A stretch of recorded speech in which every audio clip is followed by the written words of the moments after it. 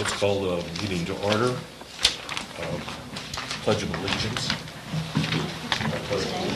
To the flag of the United States of America and to the republic for which it stands, one nation, under God, indivisible, with liberty and justice for all. Thank you. Carl, would you please call the roll? Robert Mueller. Here. Nina Kreitler. Here. Jan Brons. Here. Beth Caldwell. Here. Stephanie Grumminger. Here. Kelly Fowler. Here. Laura Oliver. Here. Michael Hankins. Here. Jack Dunsey. Here. Joe Steiger. Okay. I think you have the agenda in front of you. Are there any additions to the agenda?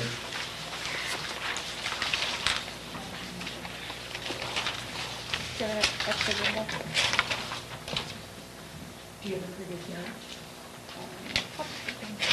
I would like to add one. We've had a signage committee formed on the city, and I'll just give you an update on where we're at on that signage at the end.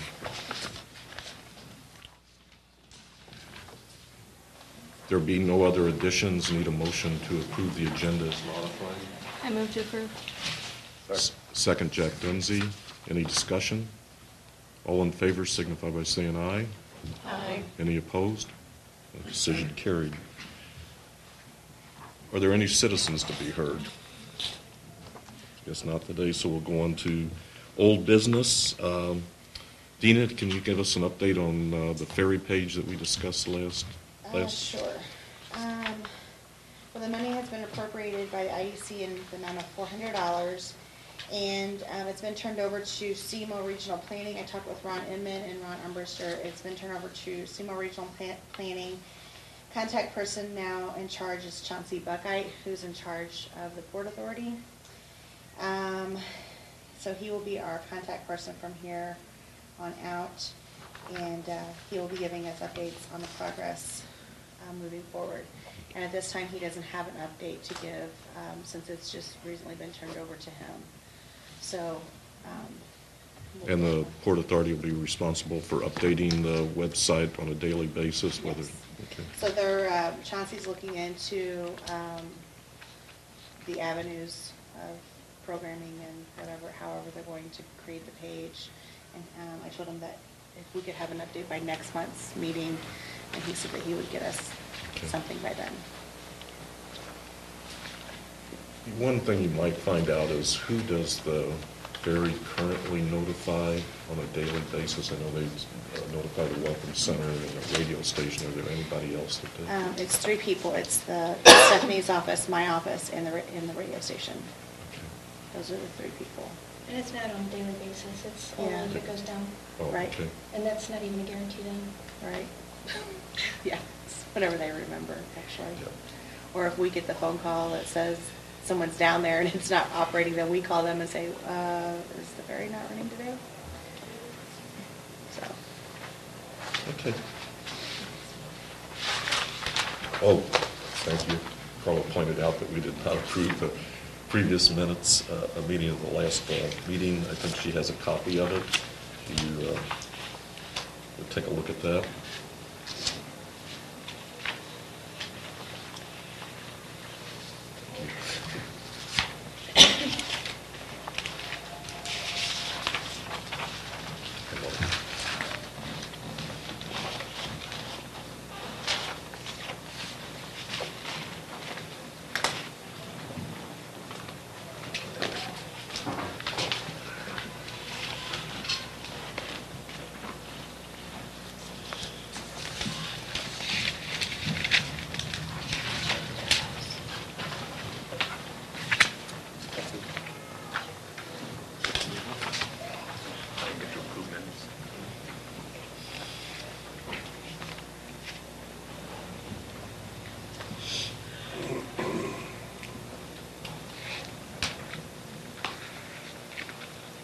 Once you've read it, unless there's any changes, need a motion to accept the minutes. Dina? I move.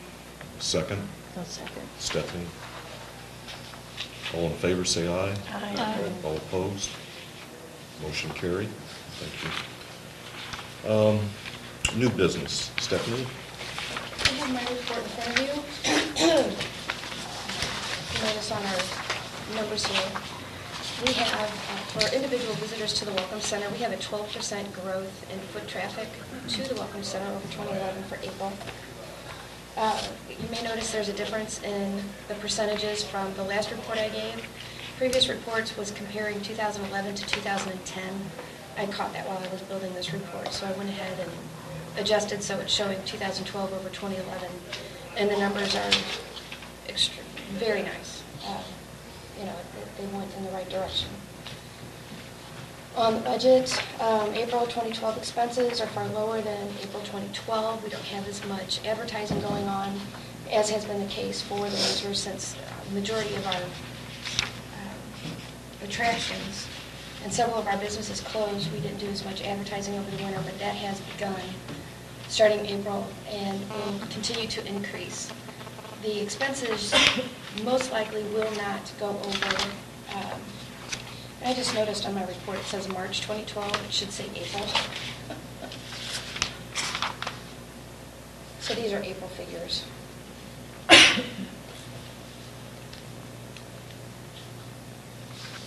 So hopefully we'll continue to see, the increase in the foot traffic.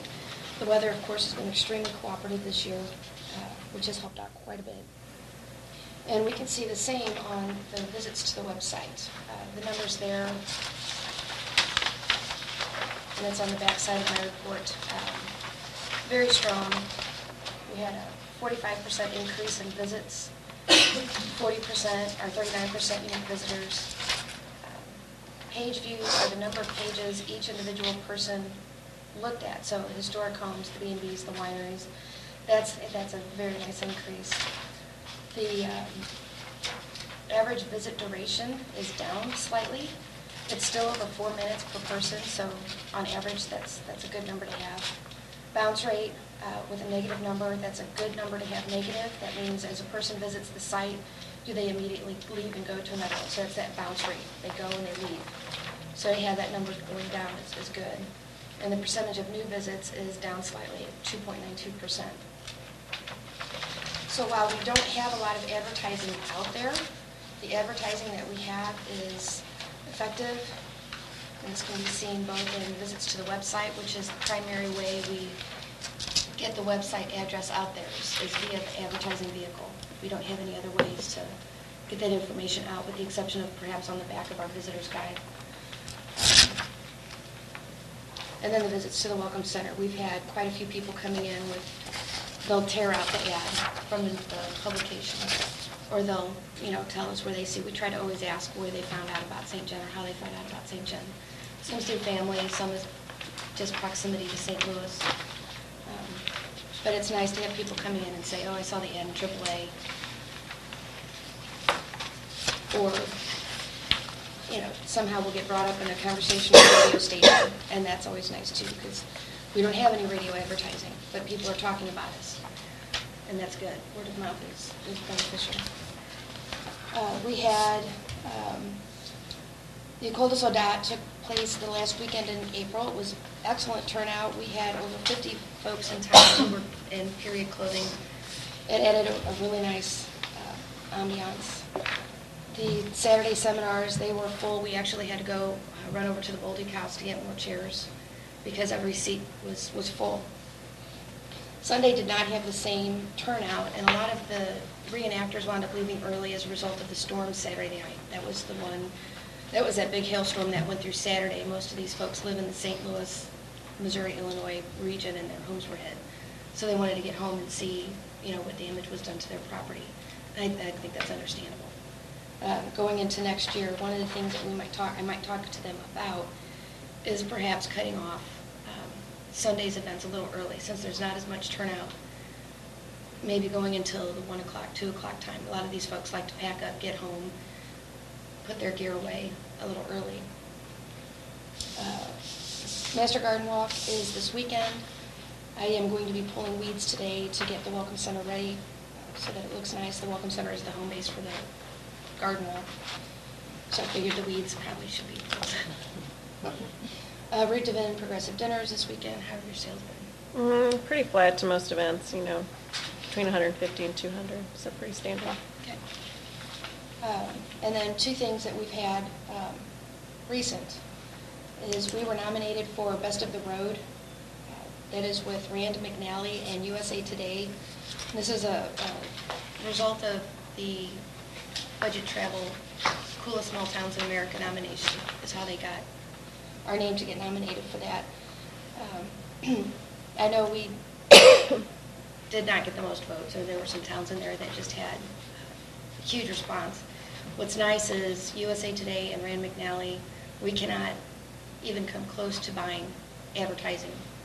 So the exposure via their website, via their Facebook page, we never could have gotten that. It's nowhere near our resource. Another thing that we managed to jump into is Bark for Your Park, a company called PetSafe. I get all of my dogs' supplies through PetSafe. They have fencing and some other items. And they had sent me an email about this opportunity. And it's Bark for Your Park. It's to win a dog park for your town, $100,000 toward that dog park. So we have been working on promoting that to get people to get out and vote. And hopefully, maybe, don't know, but that's something we're encouraging everyone to go. If they go to petsafe.com and follow the links. It's also on the St. Genevieve Facebook. We post it every time that we vote. So that way it's a direct link to the site. Sorry, are there any questions? As far as the Guard Walk this weekend, they can purchase tickets throughout the weekend, is that correct? Or They can both days. They are on sale by the Master Gardeners. The Master Gardeners will take cash or check. oh, so they don't go to the Welcome Center? No. They're sold at the Welcome They're Center. sold at the Welcome Center Okay. on the porch outside. Okay, and then how much is it?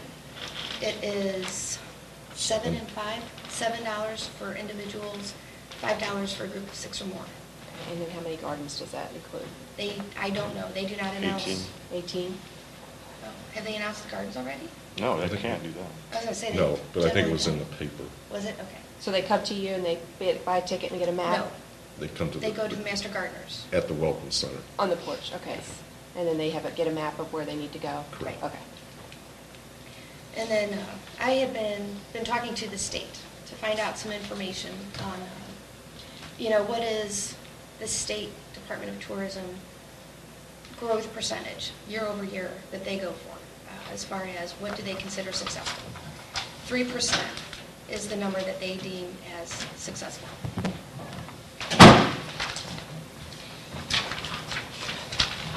We are at or above the 3%.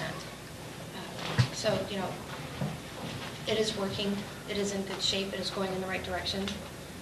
So, I think that's good, especially when we have announcements from the U.S. Department of Labor statistics showing that St. Louis is the 8th in all of the states of jobs lost, percentage jobs lost. That's a huge hit. Another economic forecast came out showing that St. Louis is stagnant, running backwards as far as any growth, and they look at indicators, unemployment, foreclosures, things that show how, the economy for a particular area is doing. I look at St. Louis simply because of the proximity to St. Genevieve and its ability to rebound. It's much slower. It doesn't truly have an international airport. They're losing home bases for headquarters. These are things that are going to affect St. Louis's ability to bounce back. The average income, which normally has been above average for the United States, is dropping. And I know we put a lot of our advertising resources to St. Louis. This would be a time when we look at fiscal year 13 to really truly look at expanding outside to other markets and not putting all of our eggs in that basket. But even despite a stagnant economy and, slow growth, increase in cost of fuel, we're above what the state looks for. And that right there is a success. Are you measuring head count in the Welcome Center or tax revenue? It would be, the 3% goes to tax revenue. Okay, The that's- latest report we have, we are at 3% currently. But that does not reflect money that was earned in April. That won't show up until the May report. So that's pretty much as of April, we were up 3%. So there, we're even. Are these, tell me again, are in your totals, does that include the school bus tours? No. No tours, strictly, The individual numbers, those are just people who walk into the center. okay. And I thought you were going to bring us a review of what advertising was going on. I did not have an opportunity to get that together. Right now, we have AAA advertising. We have Belleville News Democrat, Southern Illinoisan, Southeast Missourian, Post-Dispatch, Show Me Missouri, Missouri Life. Why didn't you have opportunity to get that together? I think we should, something that we should have to look at. Well, if I had more staff, I would happily have time to put that together. Stephanie provided us with a list of all the advertising and how many months it was going to run. When you put your plan together, do you set the time periods of when it's going to run? So if it was on that report, I guess when you put your original plan together, then we'd have that information when those are. I also emailed it out. Yeah, I know, but I don't think the dates when it's running is on all of those. And I think that would be helpful, especially for the team to look at what's going on out there, especially with some of these websites. And when you put next year's plan together, if you could put the dates approximately when that's going to run in those magazines and in the websites, it would be helpful. Okay. I thought that was in the grid, It was. specifically month by month. On the state it is. Yeah. But it's not on. But on the tax commission, it is Oh. running solid April through September.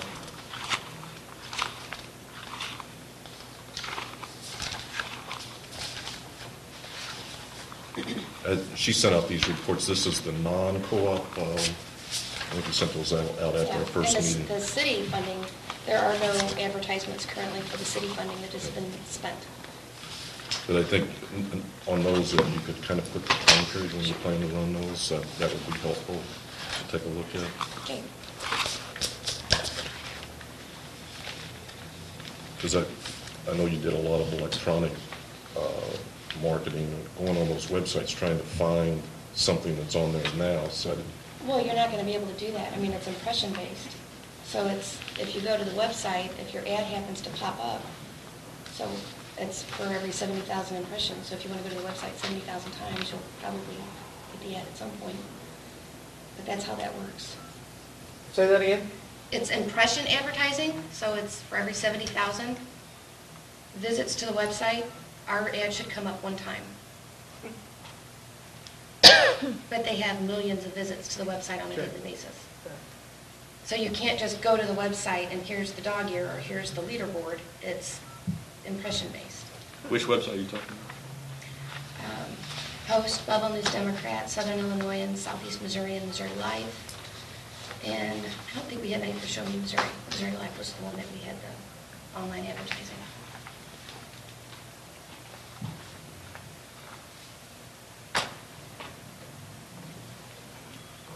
Any other questions?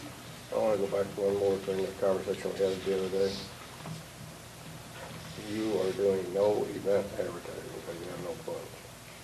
Not Nothing for- event specific. Now, we do have calendar advertising that will be done with the advertising we have in place, but nothing will be specific to events. It will be the overall St. Genevieve ad, come visit us, visit our wineries, bed and breakfast, restaurants, and then if we have room, at the bottom, I will include the events that are coming up. Okay? That's good for now. What were you wanting to see done? Well, last year we had a lot of advertising on these events that went out that's not happening this year. Last year, I had $35,000 more to spend, and I didn't have specific requirements as to where to advertise. So we need to find some money to do that.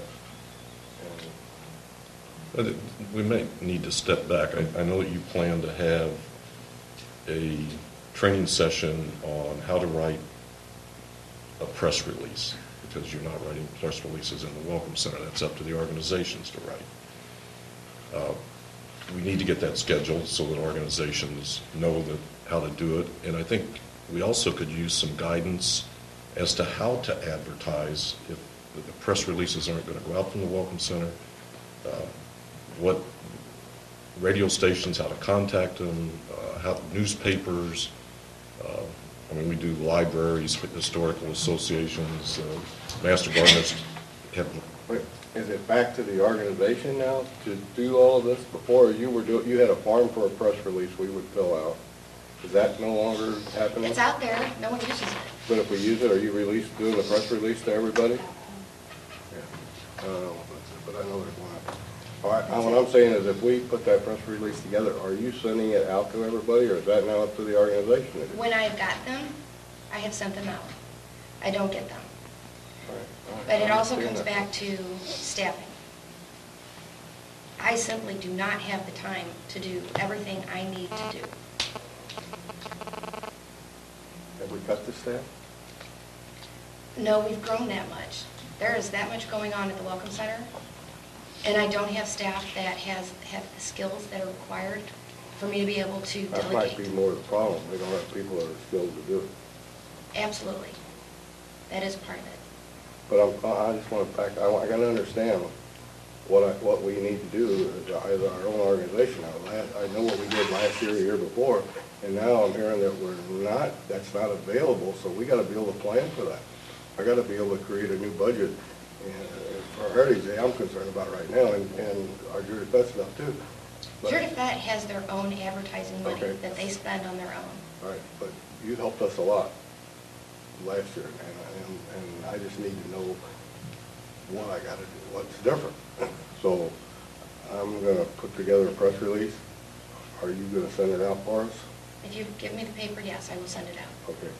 But as far as... Well, it goes a little bit beyond that, too. I mean, there's a lot of free postings that have to be done, or should be done, like rural Missouri, St. Louis events page, it gets on SEMO events page. There's some free advertising out there that you can use, but we haven't trained our organizations to use them. Our organization, no, because Stephanie did that for us last year and hit those free listings. It's kind of been a work in progress, and I agree with you, Jack.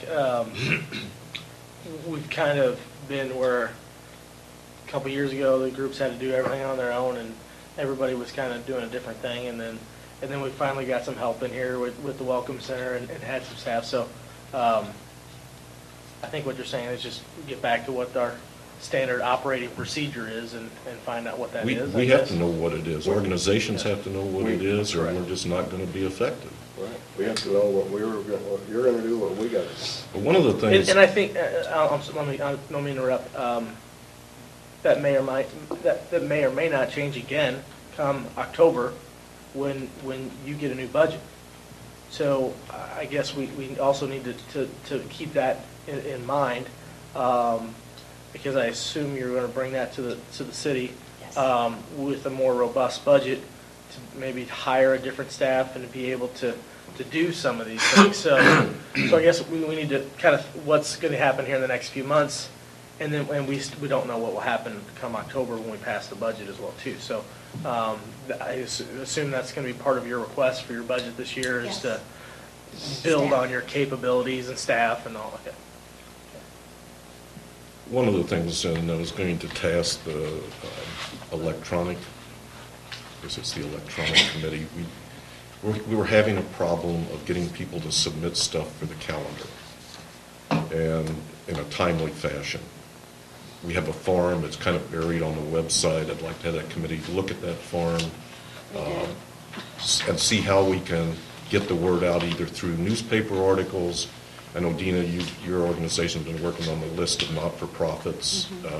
Send out stuff, and we've got to start getting this information out, and we've got to start getting it back in, or we're just not going to be effective. I think we really need to do this training session on how to write a press release, because the information coming to you has to be in a good form. You're not going to write them. We also need to have organizations understand what's out there. in terms of ways you can advertise with very little. I mean, we have a list, and I know your list is probably bigger than mine, of newspapers within all the counties around here. It takes, once you have it, you can distribute that in less than 10 minutes. That's what Jack's talking about. I know, and we have list of historical societies, we have list of libraries, B&Bs, wineries, not only in our county, but all around us. You can flash that out. Some of them get to be a little more complicated, like if you're going to put an ad or a notice in the, what is it, Park Hills Daily Journal, you have to do that online. You can't just flash it. There's a few like that, but it doesn't take all that. But we've got to let our organizations know if it's going to be their responsibility to do all of that, that they need to know they're going to do it. Two things real quick. One, on the press release, that's going to be held by the Mizzou Extension Office. They have a program that they use to teach local businesses and committees. Tish has been in Africa. She's just gotten back, and she is in the process of trying to get caught up from being gone for about a month. Once we have that, or, once she's caught up, we're going to sit down and talk about the press release thing.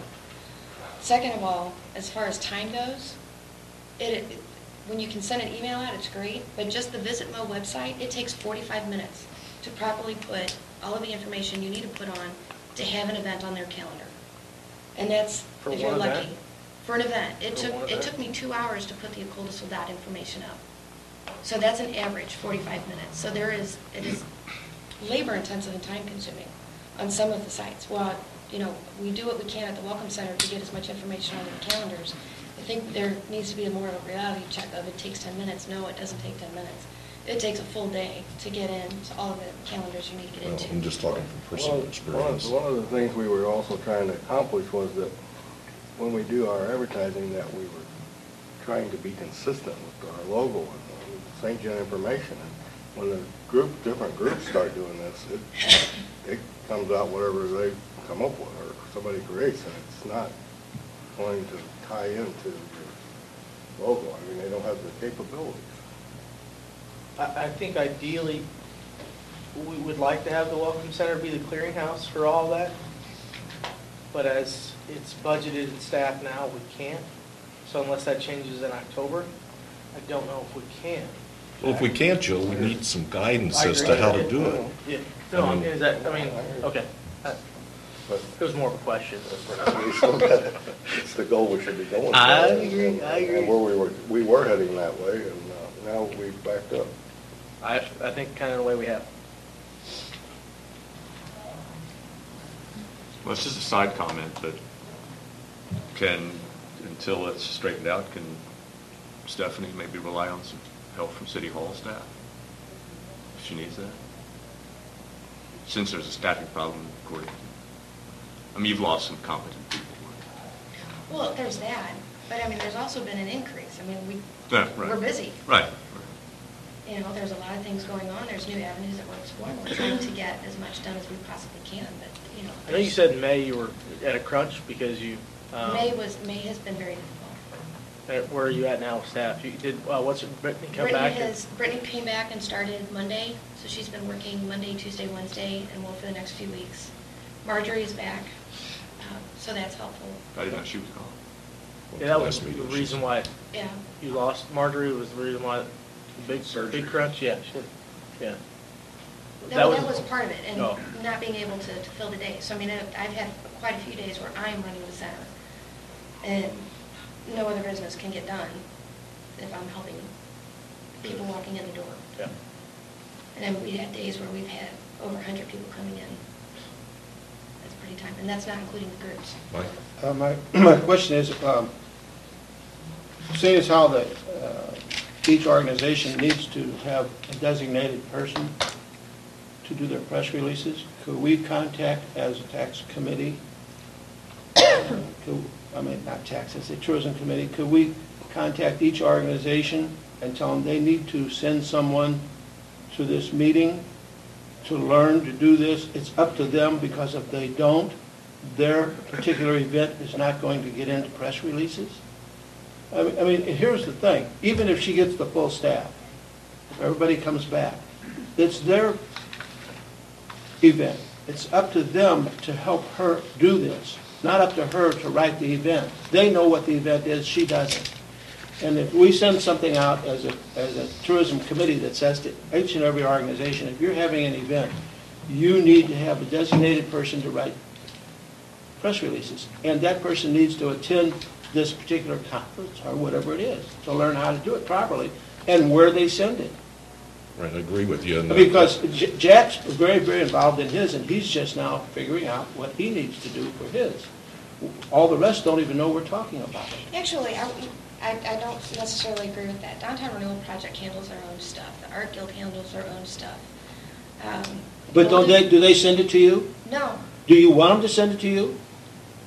To get it to the proper places? Or should it be sent to you? They get them to the proper places. I mean, they send it out. Then why are we worrying about it? I don't know. They send out to all these newspapers and everything, they've got all that information. That would be my assumption. I don't think they would have the, I don't But think just they would because you have. send a press release I don't think doesn't they would mean have that the someone's going to write the editorial. If they don't find it as something relevant, All I want to know is if I have to do it all by myself, or if you're going to send it out on your list. That's just a yes or no question. Well, and I maybe answered, after it has that- been answered. I said earlier, if you send it to me, I will send it out. Okay, thanks. But one more thing, I think that training class is very good, but you got to keep in mind, these people are always changing. You know, the person doing that press release or that job today in some organizations, next year, somebody new. So it's a constant learning. And that's part of the problem. When we started looking at the list of not-for-profits and organizations that run events, most organizations change. It's been a battle, and I know your assistant's been calling people to try to find out who the one is. And it's just something that we've got to keep working on, and I agree with Mike. You put it out there, this is what, if you know what the way it's going to operate, you put it out, and people either do it that way or they don't get on in the advertising. We're all adults, we shouldn't need all the hand-holding. One thing I do for a second job I have is working for a music marketing company, and one of the things I do is send out press releases. Now, there are, in this case, I think general websites that would be interested in any event that we have here, but then there's also got how many websites out there that would be interested in something specific but not the other events. For example, if there's a Christian band that I'm trying to market, I'm not going to send it to a site that does death metal, And going to the internet and searching for sites that will be applicable to news that I have takes a long time. And I don't think there's any way that the staff of the Welcome Center is going to be able to do that. I don't think it was expected of a specific group. I mean, like that should be the organization. The garden walk didn't. The organization. The garden walk didn't come to you and say, "Give me a list of all the garden No, clubs." the garden walk actually did come in and were asking questions, and I said there are garden specific or advertisements that are going to be specific. You know what those are. You need to be the one to send those out. But no, that is something that is expected for the Welcome Center to do, and we don't have the time to do that. No, there's no way. That There's should just, not be there's expected. I don't too think that many was an sites. expectation, at least not from the organizations. I can understand having a Send it to standard Welcome Center list for a of- week. There's all kinds of expectations that. Well, I think if we understand the rules and set the expectations, and then we can deal with it. I have a question before we leave, Stephanie. Unrelated to this. I was in conversation recently with someone about potential businesses that would benefit from tourism activity in St. Genevieve. The question is there a number that we can tell potential investors, the number of visitors in St. Genevieve that would be their potential market in addition to the local citizens? And every time we've had this conversation, it's kind of like, yeah, no. There's nothing you can document. There's nothing other than giving estimates. Well, I have the number of people that walk into the Welcome Center. What percentage of that what percentage of the total is that? Of the total number of people in St. Genevieve? And we don't know. Is there any industry guidance, anything that you can give to someone that's somewhat objective? Or is it all just speculative? Mostly it's speculative. Yeah, that's what I thought. If we say we had I think what we need to look at 980 tax revenue.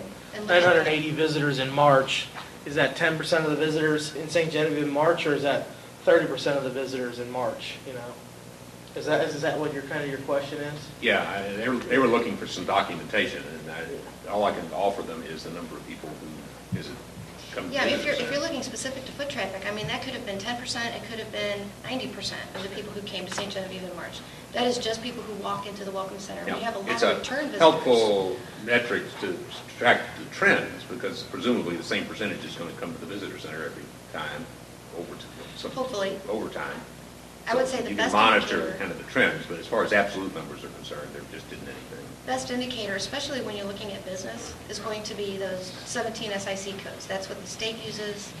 That's what basically all of the states use when they're looking to attract new business and economic development, is they go back to tourism represents X percent of the tax revenue in the state, the city. Still doesn't translate to numbers.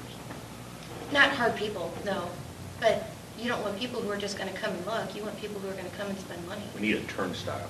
You do At each entrance to the city. Sign over it. It's not a a regular person on the welcome street center. doing a Yeah. survey. A visitor or a Welcome center. citizen? Go left, go right.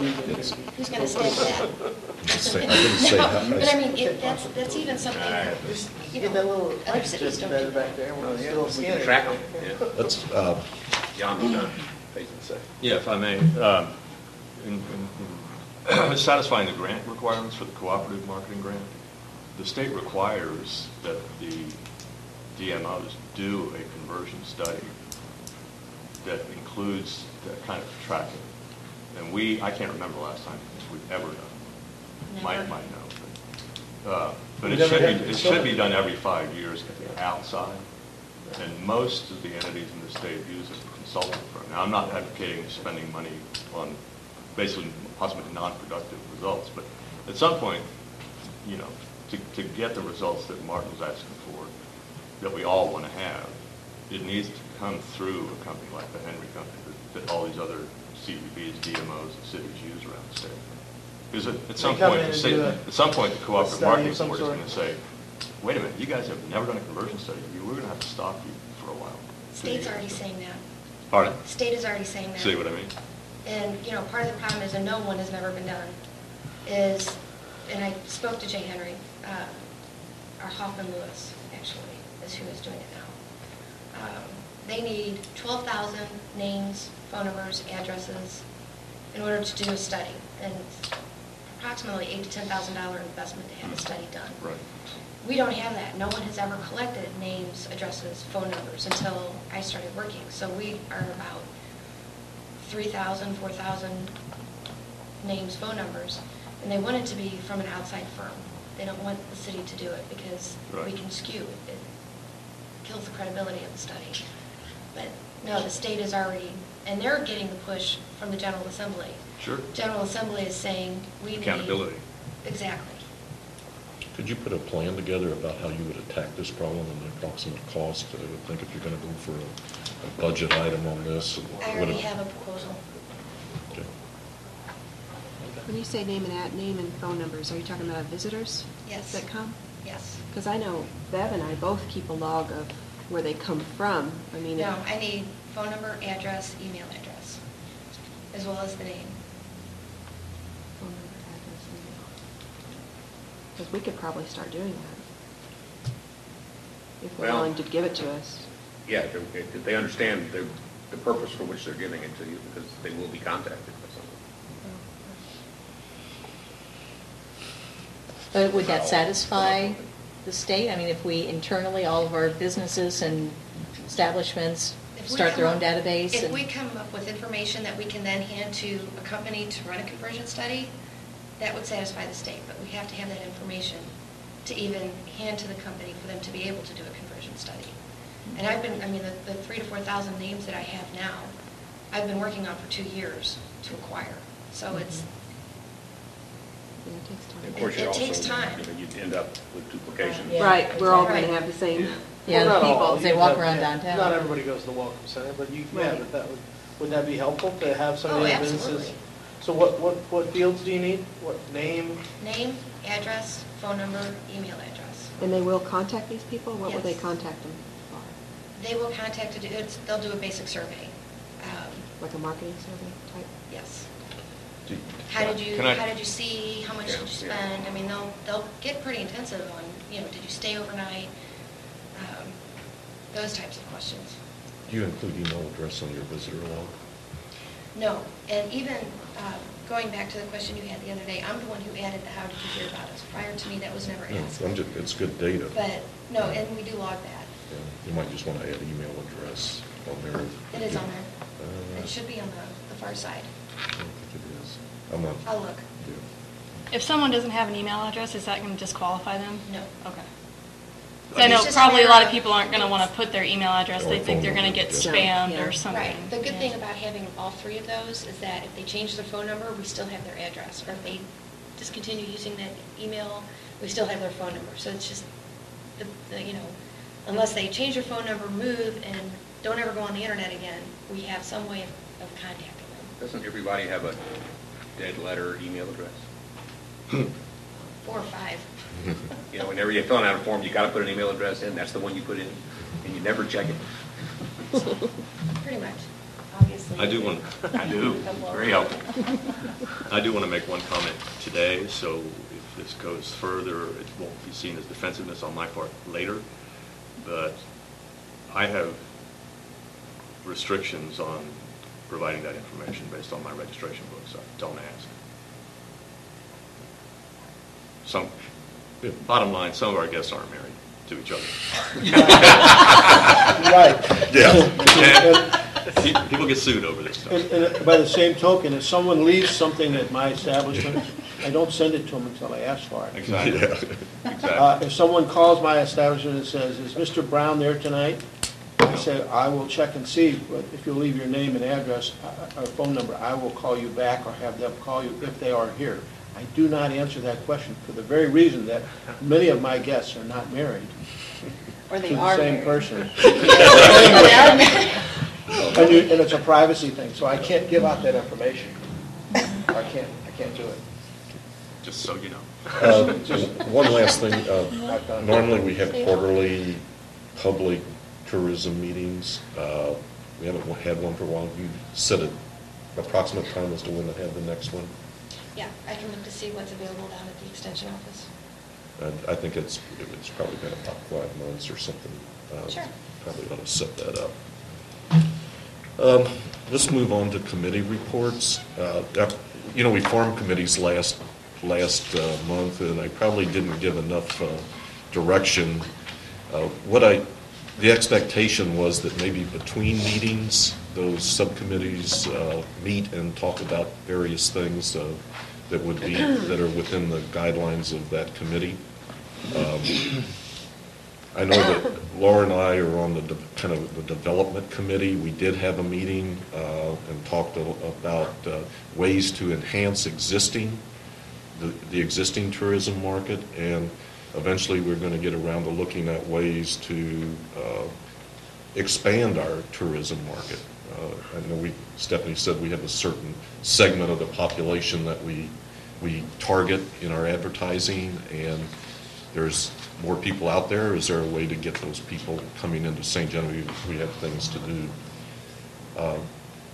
While we're a committee, one of the things on that committee, we're going to involve all of us. One of our goals is to get consensus of approach here. When we get finished with this planning and stuff, I wouldn't want 10 different directions that everybody's got their own personal belief. We need to come to consensus on this committee about where we go.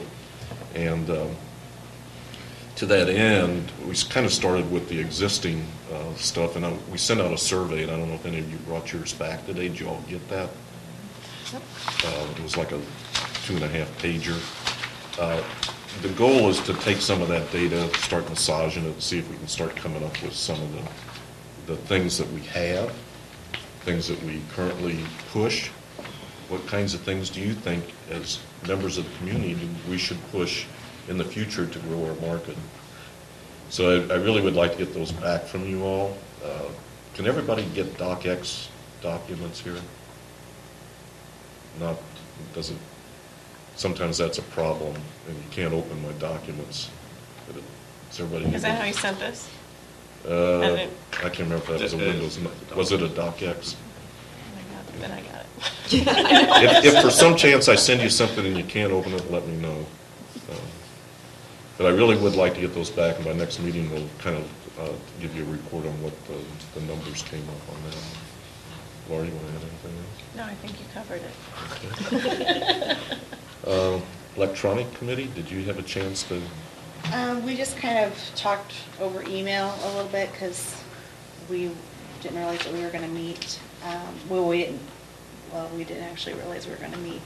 And then we didn't have enough time to meet. So we looked over the press release form, and I didn't get anything back from Stephanie, but I think we all really had a hard time finding it because it's buried in the website. So if we have a hard time finding it, I think any organization that wants to submit an event is going to have a hard time finding it. So making it more visible on the website is probably something that needs to be done. And that's just, I think, our input there. Maybe also changing it from a news release submission form to an event submission form. Because I think when organizations see news release, they feel like they have to write a press release. They're just going to not do anything because most people don't want to write a press release.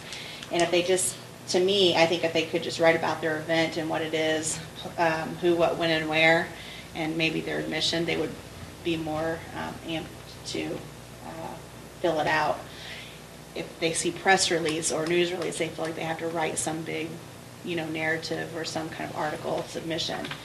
Other than that, we really have just kind of perused the website a little bit.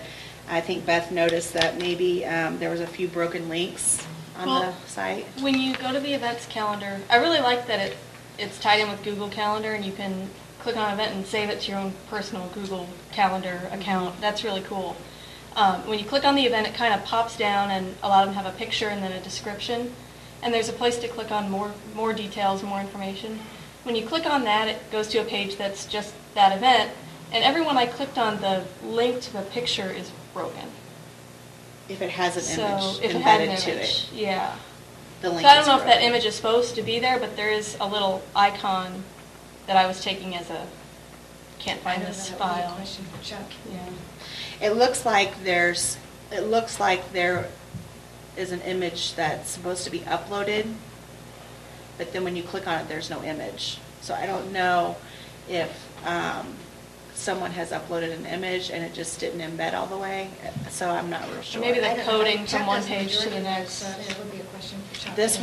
This image, these calendar events weren't uploaded by Chuck. I checked with him yesterday. Okay. So But when it comes to that crossing over, I mean, there Right. might be another That's probably a question for him. coding yeah, thing for the webmaster. it is. When I talked with him yesterday, he just said it wasn't embedded correctly. So, but we also did, make the comment that adding a picture to the calendar is worthy because a picture does, sell 1,000 words. So we That do might be like something that. you add to the form. Actually, that form is the form that gets things on the calendar.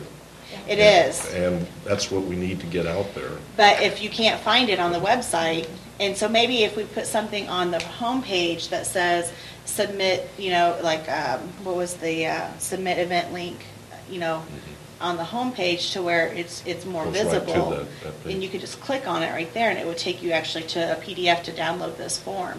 Because right now, you got to go to, I think, the Media. news and media, and then it's all the way at the very bottom of the page, and then it's buried in some PDF, and, I mean, it's just, it Well, was really difficult if your to committee find. could look for ways, suggestions on how we get it out to organizations, the form, how we change that.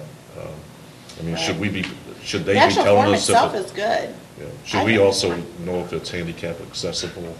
Right. Smoking, Yes. non-smoking? Cost, prices, everything. Yeah, so look Yeah, on there's there. a fee on here. The handicap accessibility is not on here.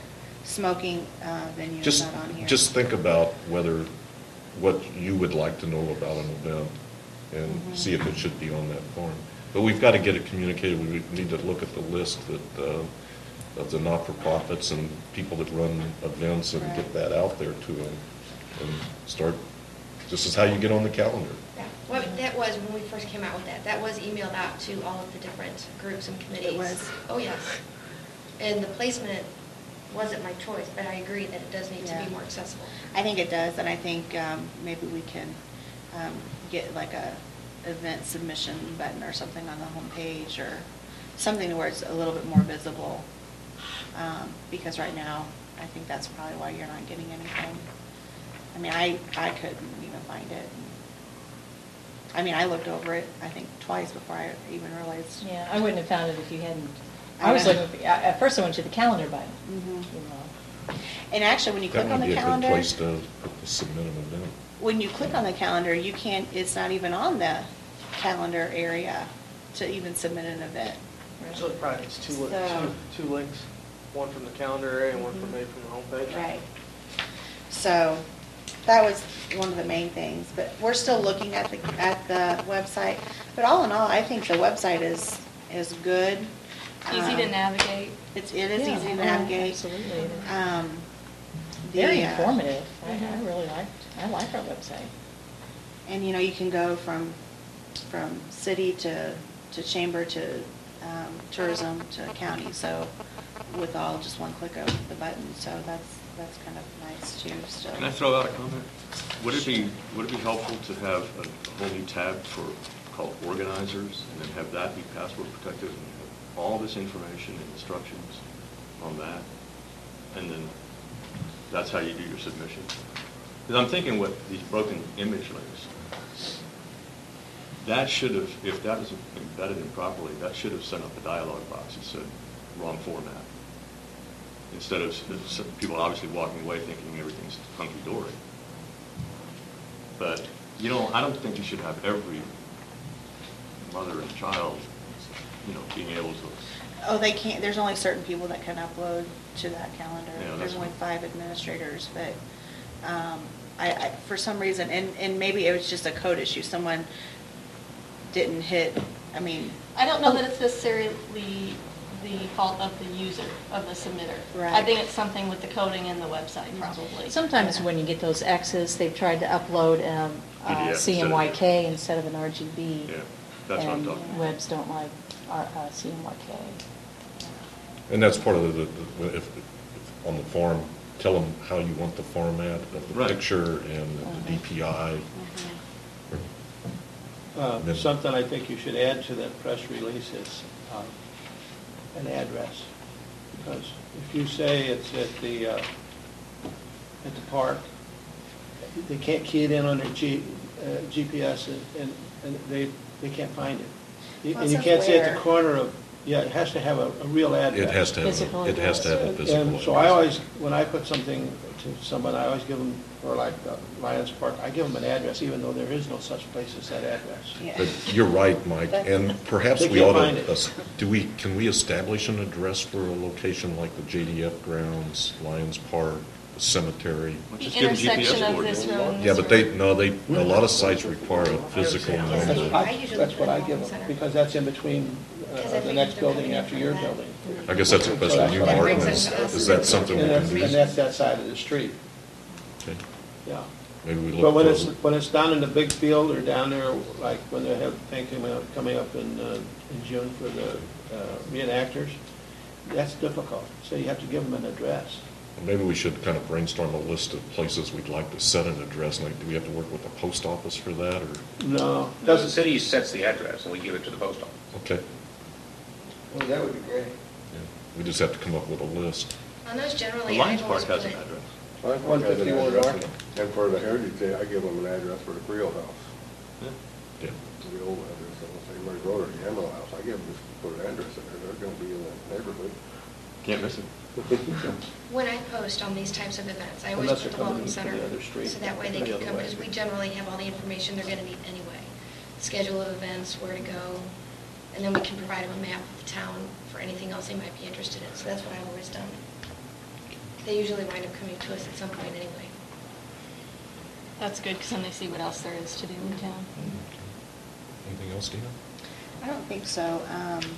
That was all I think we had. Okay. Anything from print media? Well, we've been emailing back and forth, trying to get together, just everybody's scheduled busy. I think Stephanie's going to compile a portfolio of the And I think you had a request also of starting to take a look at the format of the next visitor guide, Yes. that you could use some advice from the print committee on how to lay that out. When you're going to start, you're going to... Well, it needs to start now. Need to start thinking about it now. We have too many businesses, which is a good thing. But we're running out of room on the brochure. And do we want to try to, and having too many businesses is a good thing, but you don't want to try to squish it and maintain it in the current format we have, because then it's going to be so small, people will not be able to read it.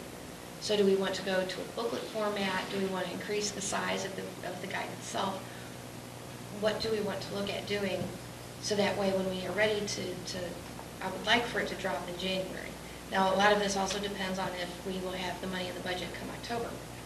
But, we need to look at those opportunities and start getting bids so we even know how much to ask for in the budget for fiscal year 13. So Could you call a meeting with the print committee to kind of lay out the questions you have on that? Something you also ought to, the committee ought to maybe look at is how we get information for that. Stephanie asked businesses to sign off on all data so we know that it's correct. There's just some general information the Welcome Center ought to have. Again, if it's a B&B, it's different than if you're a store. What are the hours, that sort of thing. It may not all get in the brochure, but it's information that would be helpful to the people at the Welcome Center. And that would be another thing. What information are we going to provide? You brought in a really good example of a much more condensed version, so they were able to stay within a certain format, but, outside of the phone number and the address and maybe the website, it wasn't overfilled with the photos and all of the flowery script and all of the information. It was really compacted. So I guess I'd like for you all to also look at the various segments that are in there and what information do we want from each one, and when do we need it by for it to be to meet this next deadline.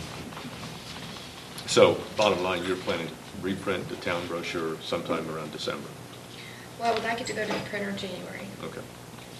We just updated the online version, and it's printable now. The whole brochure was updated as of April. And we updated a lot of the addresses and things on the website that were out of date. So, by the way, changes to the website, typically it was the fourth Thursday they're due, that you do I think so. updates. So if you see something in the online thing and it needs to be changed, get it to Steph by before that fourth Thursday. Okay, anything, I guess I haven't talked to the resource committee yet about goals and things to do. I'll do that maybe. Jack's been out of town and we appointed him chairman of our.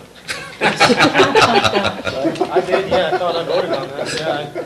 I motioned and seconded myself. Okay. Bake sale. No comment. You can't do that anymore. There's a couple of unique things that are coming up next year. Stephanie mentioned it to me the other day, and you might want to talk about some unique events for next year. Okay. Two things that I think would qualify as a tourist event, anniversary. One is next year is the 20th and the 40th years since the flood of 93, the flood of 73. Obviously, the flood of 93 being a big attraction. A lot of the visitors that come in want to see the river. They want to know about the flood of 93. We are a river town, and we have absolutely no access or place to go to see the river, except for Little Rock Landing, which is not the prettiest place to go. But, there is a lot of interest in that. I mean, that was a major impact on everybody in the region. That would be something that if we could come up with something to commemorate, especially the flood of 93, but also it would be 40 years. Another one that's coming up is next year is the anniversary for the founding of the Great River Road, 75 years ago. The Welcome Center was built as a part of the Great River Road Network, as well as the additional updates to the sidewalks in the downtown and the cedar light posts in the downtown. That was all part of that building project. So that would be, and we have a lot of people who are traveling the Great River Road who are just, taking a few weeks to drive up and down those sides. Would be a nice addition to celebrate. And I was hoping that, the committee could come up with some ideas. What are some things that we could do? Are there any other organizations that might be interested in jumping in and tying into it? I guess what I'd do is ask for volunteers to at least do a brainstorming session with Stephanie for each of these events. What kind of ideas could we put out there? What, maybe rank them, and then try to find an organization that'll help put that together. I'll work on that. Anyone else? I had a couple of ladies come in here to complain about the streets, and we ended up talking about that very issue. No place to see the river. They live there their whole lives. And the ferry landing is kind of the only place, and as part of the hiking biking trail that's currently being worked on, I hope, there will be a parking lot. Now the question is, that they were asking is, where could we put a park or some place for people to just go see the river? And we don't own that property, so we would have to work with Mississippi Lime or the railroad or somebody to get a piece of ground that we can fix up, keep clean. Can we add that to the list of things to do? Or? I think it's Is that something you'd like some volunteer support on? Is that what you're saying? Yes. I don't need support for the trail or the parking lot because those are underway. Now we have a parking lot. What's the next thing we need? Well, I think that's what we need. But it's a land acquisition and construction fund issue. Land acquisition is the first. We can identify the property owners. We need to figure out who knows who, see if we can get some land donated. I think the railroads and the companies are reluctant because they see this place where tourists might congregate as being a potential conflict with their activities down there. Well, when the plan was to put in one of those enormous boat ramps, it was a quarter-mile south of the ferry landing. About a quarter mile, maybe a third of a mile. Roughly. So that seemed like nobody had any objection to that. Maybe we could research that project. Was that Because tied that to the was- marina? No. Pardon? Up at the landing. No, from the landing. And that was in concert with the state of Missouri and Conservation Division. Conservation Division. I wasn't familiar with that. Right there in the same spot. Have you ever seen the Red Star Landing in Cape or Jackson? It's, you can put. Who was heading that project up? We took a tour down the Cape, we looked at that landing. Yeah. and- Well, that guy retired from the state that year. Terry. Terry, okay. But there's got to be records of all of them. Anyway, the Red Star thing is part of. That's it was- the marina. Yeah, well, it's the boat ramp, and they've got, public restrooms, huge parking lot, and enough ramp deck to launch 15 boats at a time. Something the Conservation Department was very enthusiastic about doing here, Wasn't Ron Inman involved in part of that? possibly. Didn't He'd have to be. Didn't he show a drawing of what they plan to do? Oh, yeah. It's right in here. Oh, yeah. They showed it. So, that could serve as groundwork for what we're talking about now, river access. I think it'd be a huge benefit to this town to have it. To tourism. It should be under survey. When you call a session with Beth and Jan, on just this brainstorming of ideas on how to do these two events. Yeah, I'll check with Ronnie and see what he's got. There was I know there's a fund, a small fund for beautification of the ferry landing. That money's still sitting there. Yeah, it's in the Ozarks Community Foundation of the Yeah. Ozarks, yeah. And that was a contribution from Mississippi Lime, by the way. I think I forgot about that. The other thing that was on the new business that we had was the signage committee. About a year and a half ago, I think Downtown Renewal put in a community foundation grant request to change some of the signage around here, and kind of went back and forth, and then the mayor appointed a committee to look at our signage, especially related to tourism.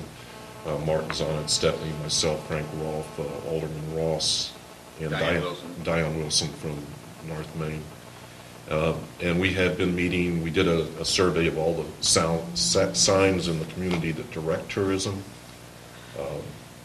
We've come up with a new sign that's not been finalized, but it's going to incorporate the St. Genevieve logo. It's going to be very attractive, and there's about 14 or 16 places where we'll put that sign directing traffic. And It's more directional, it's not attraction-based, it's the periphery to get people into the downtown. So it's historic district and ferry, and it's not historic homes, I think. No, Welcome Center. Welcome Center. And school. schools. It wasn't, the historic homes or lodging or shopping, it wasn't any of that. It was just directional to get people into the downtown. We probably have 50-some, there's almost 70 signs around here that direct people, at least from associated with tourism. Are they going to replace some of those signs? Oh, yeah. And some we can't replace because the city doesn't own them. Yeah, there's a Well, lot of the state. Yeah. State, That certainly. one outside the Welcome Center, that is the state. The fact that we don't own the high school signs doesn't mean we can't rid of school signs, doesn't mean that the superintendent will agree to let us switch out signs. So that's kind of where we're at on that. We want to move forward with it. I think it'll be a good, it'll make our signs much more attractive and readable. Not to get ahead of ourselves, but to follow on what Stephanie was just talking about, it's not related to structures. Correct. How did you put that? Attractions, okay. Is there planning or thinking about possibly doing that as phase 2? Okay, before you go on, let me just refresh your memory maybe. Did you get the emails from somebody in Charleston that sent a bunch of photographs of attractions, signage? Martin, did you see that just in the last day or two? Brenda sent it out. Yeah. Well, Frank Rolfe went to like Lindenwood College, St. Charles. I mean, we did a survey of some other kinds of signage out there before we. This was different, though. This was a different type of signing. Yeah. It was very, very nice. Very, very expensive. Very, very expensive was going to be my next comment. But they were, like a kiosk type signage with a bench around it, and a little overhang, and, Waypoint sign. Yeah. Right. We may want to talk about kiosk again. I mean, we've had them at various times to kind of minimize the Clutter. the flood of signs that appear on telephone poles and stuff. The only question I would have with that, though, is with those kiosks, and that was the first thing I thought when I saw a lot of those photos, we don't have space. The sidewalk space, we don't, they had these huge open areas that they were able to put this kiosk in.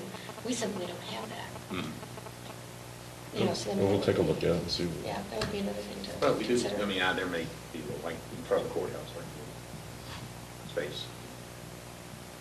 Probably one across the street from my house with Citizens Agree to Electric. that. Yeah. Okay, is there any other business before the Tourism Advisory Committee? If not, I'll entertain a motion to adjourn. So moved. Jan, a second? Second.